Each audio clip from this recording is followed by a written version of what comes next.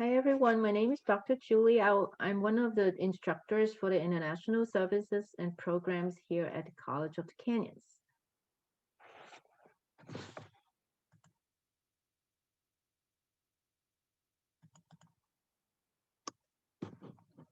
Today we are going to look at the subject of gender and gender roles.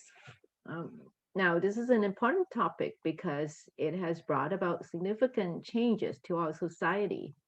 For example, in the families, in the workplace, in schools and at the university, and even in social services and policies. And because of that, it has become an interesting area of study in different academic areas in higher education, such as sociology, psychology, communications, and intercultural communications, to name a few.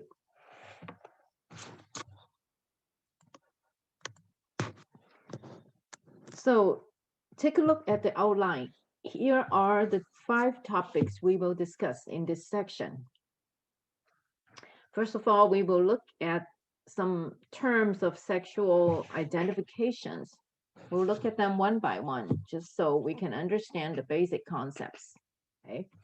Secondly, we will look at how identities are developed.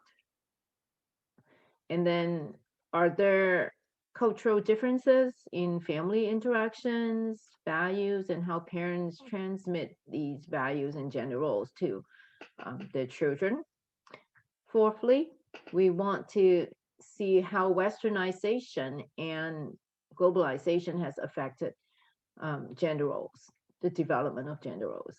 And lastly, during communication, especially intercultural communication, why we need to be careful and what mistakes are often made and how we can avoid making those mistakes.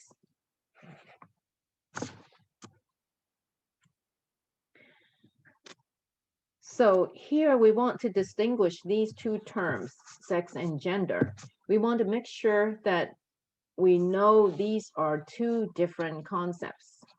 Now, I don't know about you guys, but when I was in elementary school, we had a handbook. Every student had a handbook. And in that handbook, on the first page, we put down our information, such as our names, our parents' names, home address, contact number, and then of course your date of birth. And then this one little square, it says sex, and you put down whether you're a boy or a girl. So sex refers to boy or girl. Now, sex and gender are often confused. These two terms are often confused. Sex is a biological concept, okay, determined primarily by the physical and anatomical features or characteristics of a person. And it is assigned to you by the creator. Okay, you're born with it. You don't get to choose to be born a boy or a girl. Okay. Gender, on the other hand, is a social identity, a social construct, a psychological characteristic that is associated with masculinity or femininity. It is assigned to you by the society or the culture you live in. It refers to the meaning, values, and characteristics that people ascribe to the two different sexes. However, everyone has a certain degree of masculine and feminine traits and qualities. So no one is really 100% muscular or 100% feminine. Again, although these two terms are frequently used interchangeably, they are different theoretically.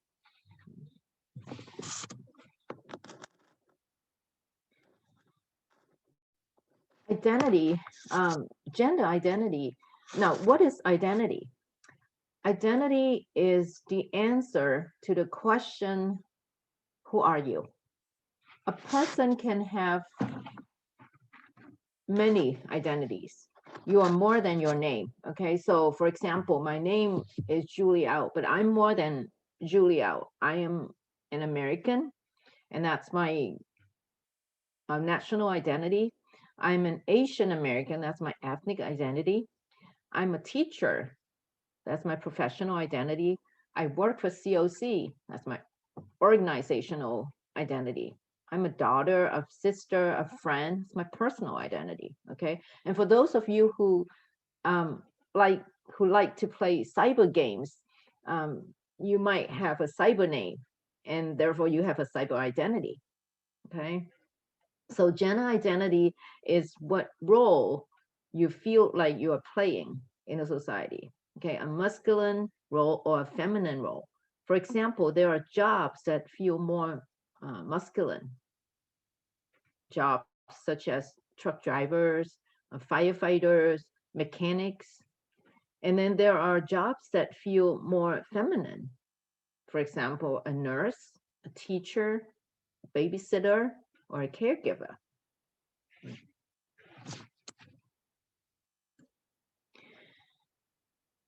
So gender identity is who you think you are, okay? But gender role is how men and women are supposed to act, what the society expects of you, how the society want you to behave because you're a woman or because you're a man. And there are some typical characteristics, preferences, and behaviors that are appropriate for men and for women.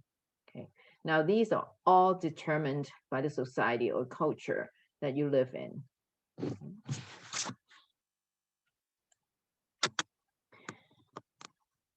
Stereotyping is a fixed impression of a group of people that we are the group of people.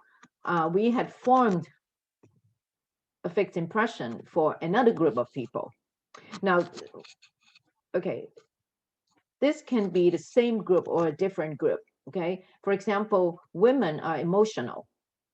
Men usually think that way, okay? But sometimes women think the same too. So men, as a group of people, think that another group of people, women, are emotional.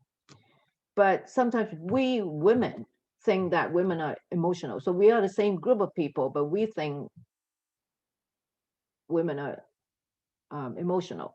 So it can be the same group. We can be thinking about a different group, or we can be thinking about the same group. But we have formed a fixed impression of a group of people. And another example is, for example, our impression is that Asian students are all very hardworking, very smart students, okay, for example. And that's a fixed impression, okay? Now, let me give you another illustration. Think this way, if you were asked to draw a picture of an elderly person, how will you draw him or her, okay? Walking with a stick, with the back a little bent to the bent forward, wrinkles on the face, wearing glasses. Now, these are our standardized mental picture of an elderly person, but they might not necessarily be so. We like this picture. Okay, actually, many are very energetic. Many elderlies are very energetic these days, right? So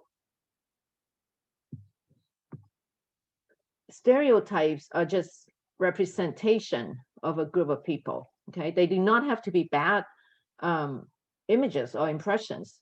They are just usually oversimplified, prejudice if it's bad, okay, or uncritical judgments. By the way, stereotyping is more a neutral term. Prejudice is a negative term. Right?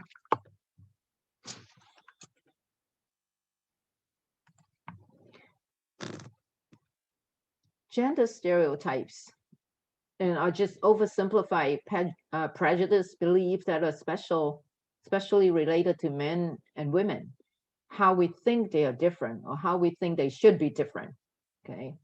And we will talk about how these stereotypes developed in a later slide.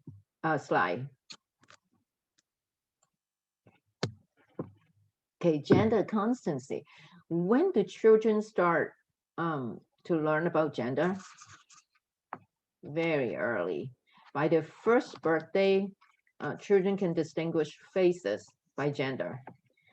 By the second birthday, they can label others' gender and even sort objects into gender-typed categories.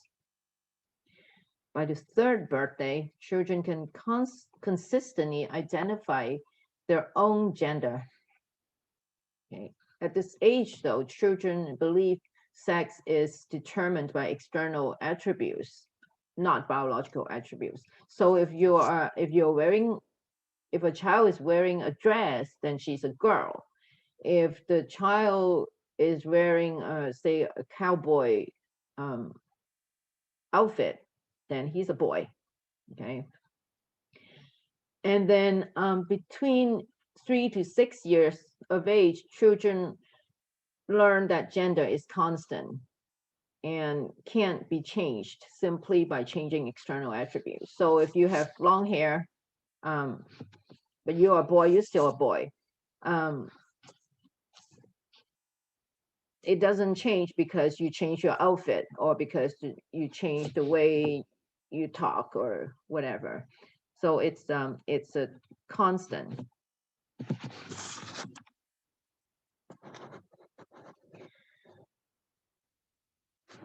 Developing and acquiring identities. Okay, it is identities, how identity developed. It is largely a product of group membership. Okay, you learn it from your family, from your parents, from your siblings, your grandparents, your aunts and your uncles, your playmates. Okay, and you learn it from the moment you were born. It starts at a very, very young age. Okay, the same time though, we develop our identity, we also start acquiring the standardized images, impressions of other people. Okay, let's look at our next slide. How do gender stereotypes, or where do gender stereotypes come from? How do we learn it? There are a few ways that we learn, that we develop stereotypes. Family is the single most important socializing agent. Do parents treat boys and girls differently? Do grandma and grandpa treat their grandchildren differently? You bet they do. Remember your grandparents or your parents say to you, oh, come on, stop crying. Boys don't cry. Boys don't cry. Or they say, help your sister, it's heavy. Okay, now these are stereotyping messages. Okay, if you look at baby gifts for boys and girls, boys gifts are blue, girls gifts are pink. They're different, or there are different TV programs, different children's books, video games for boys and girls. Okay, now secondly, you learn it from your peers and from your social groups. Your church group, your religious group may also see different roles in men and women, both in the families and in the society. Okay. And then the next one, mass media, social media is huge. Okay, see the commercials, usually target women when selling household products, kitchen cleaning products, food, vitamins, etc. And men, they usually target men when selling, say, machines, tools, or cars, right? And then the next is fear of difference. Okay. When you selectively noticing and labeling certain aspects and not other aspects of the stimuli around us, then you start developing stereotypes. Usually it's because of a fear of difference, okay? Majority fearing minority. They have to find some negative ways, negative things in them to help themselves feel better, okay? That to feel that after all, you are better than the other group. Now I have a video clip that I like to play for you. It's about how gender role develops, gender stereotypes developed. Okay, hold on.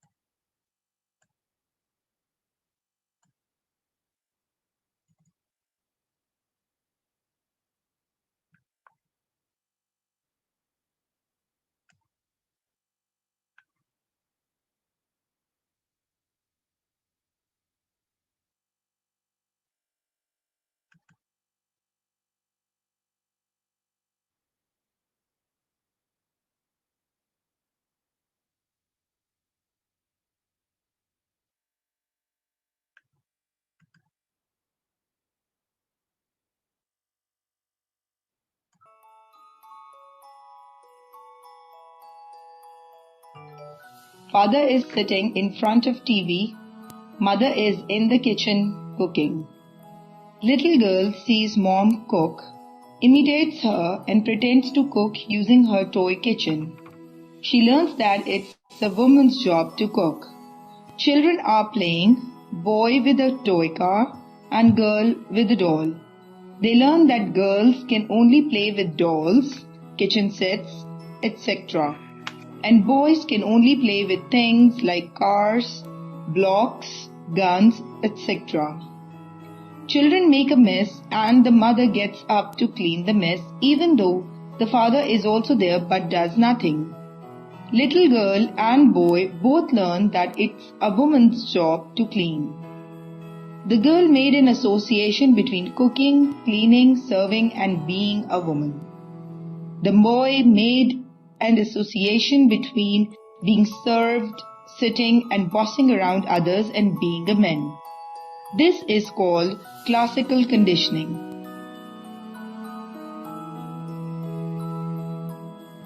Father comes home from work and tells mom to bring a glass of water. Little boy learns to boss around mother and sister. Little boy sees father being served food by the mother, so he just sits on the dining table waiting to be served. When the children make a mess, boy tells girl to clean it because he saw his mother cleaning and his father ordering. Father can't find his wallet and yells on the mother and uses foul language. Mom doesn't say anything and starts looking for his wallet. Little boy sees this and learns that it's okay to use foul language when angry and that it's okay to yell at women.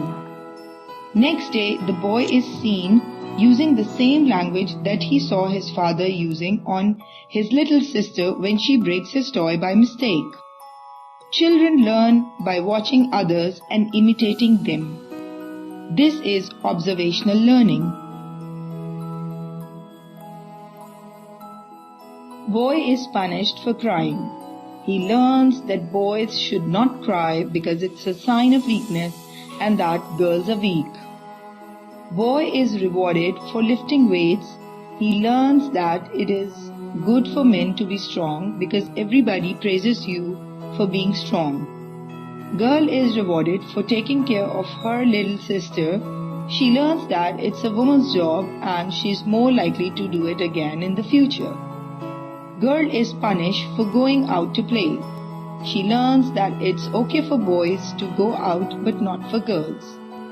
Children learn gender roles and gender appropriate behaviors by evaluating the consequences of their behavior. This is operant conditioning. Girl is not allowed to go outside to play, so she stays inside and plays with her dolls, while the boy goes out every evening to play with his friends. When they grow up, the boy is physically strong because he has been playing sports since childhood.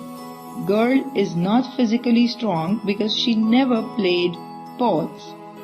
Both learn that girls are naturally weak and boys are naturally strong. In short, children adopt gender roles and gender stereotypes through socialization, observing others, association of events, and the consequences of their behavior.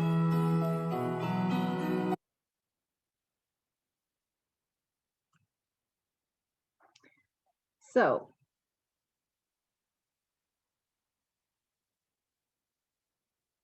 let me share my screen back.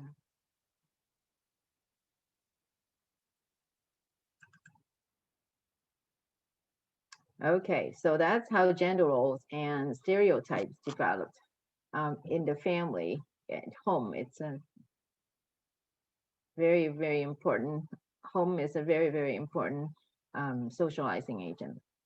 Okay.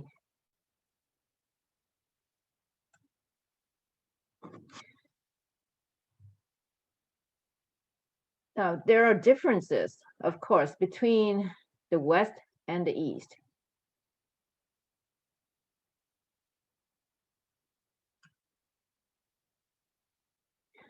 For example, in the US, males are socialized to be successful, aggressive, sexual, and self-reliant, while females are nurturing, sensitive, interdependent, and appearance conscious. Okay. In Asia, however, Confucianism made men relevant members of society, okay, task functional, and then women are relegated to social dependence and social cultural functional. However, with westernization and globalization, the gaps are closing up a little.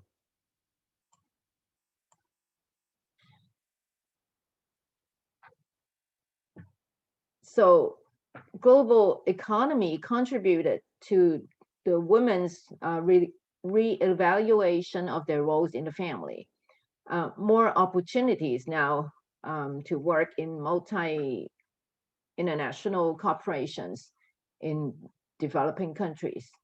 Okay, so there are more and more women bosses.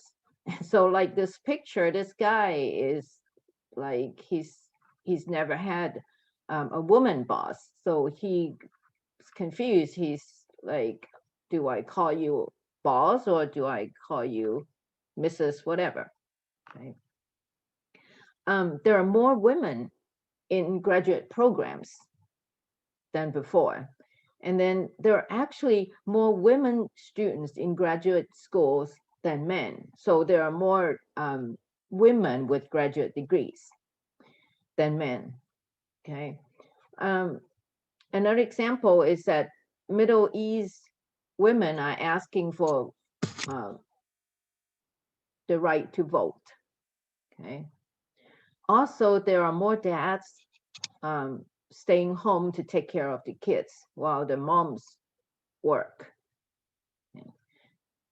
There are more females that are offered jobs that are traditionally hiring only men.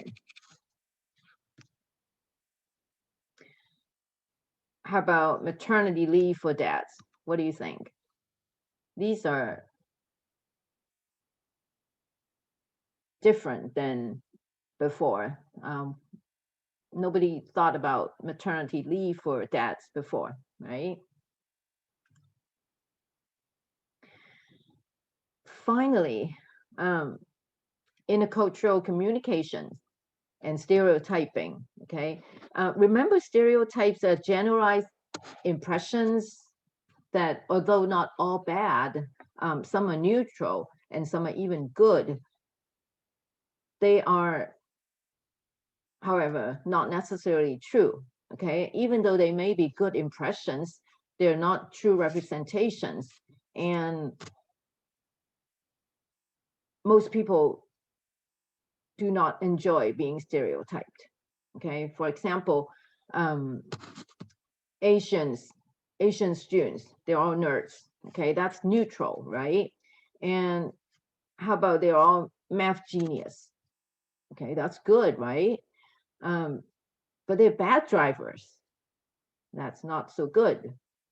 And how about they're crazy rich? Remember that movie, Crazy Rich Asian or something? That's exaggerated. Okay. Sometimes some people will speak to you in Mandarin. I've had that experience. Okay. Some American just say to me in Mandarin, or they say to you dim sum. Okay. When they see an Asian face, all Asians look like Chinese, and if he knows some Chinese words, he'll say that to you to show off the Chinese. And he thought that all Chinese like dim sum, so then he say dim sum. That's overgeneralization, right? The same for us. Maybe we think that all African Americans, for example, are great athletes or great singers. Well, I'm sure a lot of them are, but not all of them. So those are just overgeneralization, right?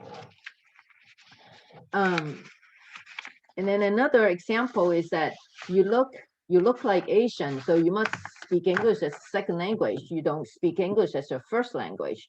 That also means that they think you, or they expect you to speak English with an accent. That's oversimplified. Okay, so in communication, when you communicate with someone, especially interculturally, it is necessary that we exercise caution, and so that we don't just assume that what we know, okay, quote unquote, about a certain group of people applies to everyone, every member of that group. For example, I'm Asian American, but my math ability is absolutely pathetic. So that all Asian students are math genius, that doesn't apply to me. So when we are being careful during our conversation with people from a different culture, we won't jeopardize the communication, and we won't jeopardize even sometimes the relationship with the person whom we care enough to get to know. Okay. Here again is a video clip that show how stereotyping people can make the whole conversation sometimes a frustrating one. Okay, let me show you the video.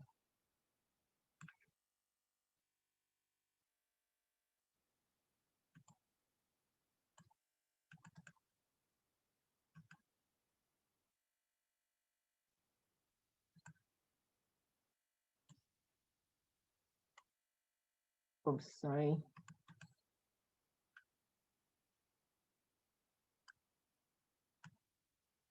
Okay, sorry.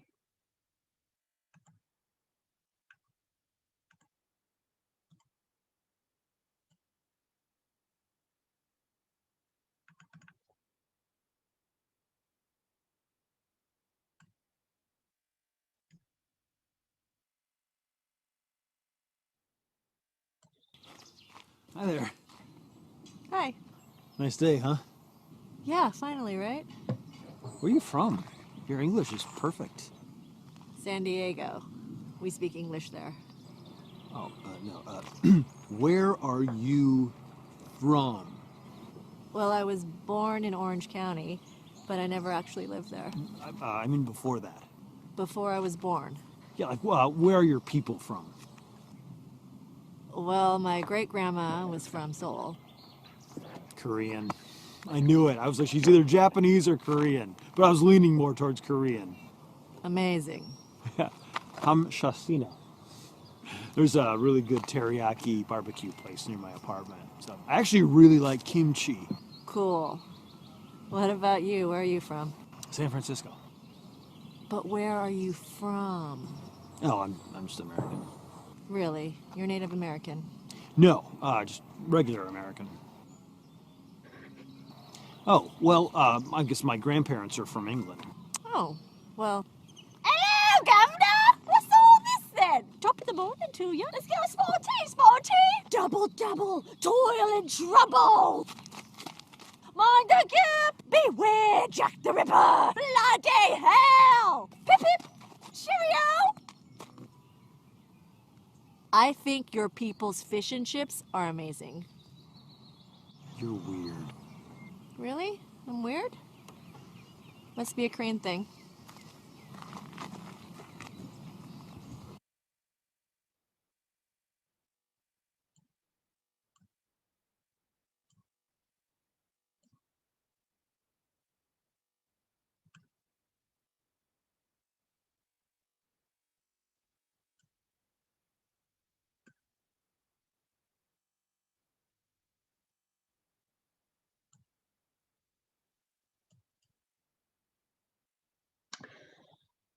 So,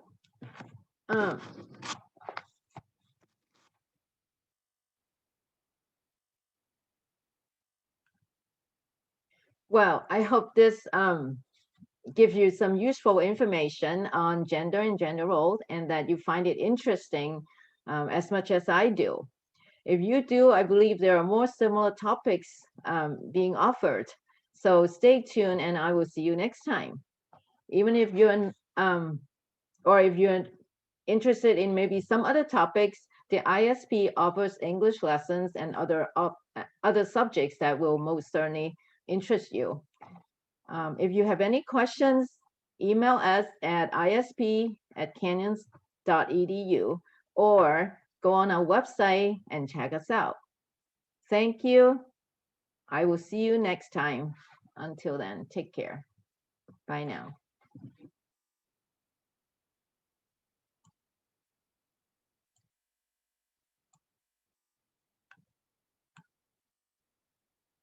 Bye-bye.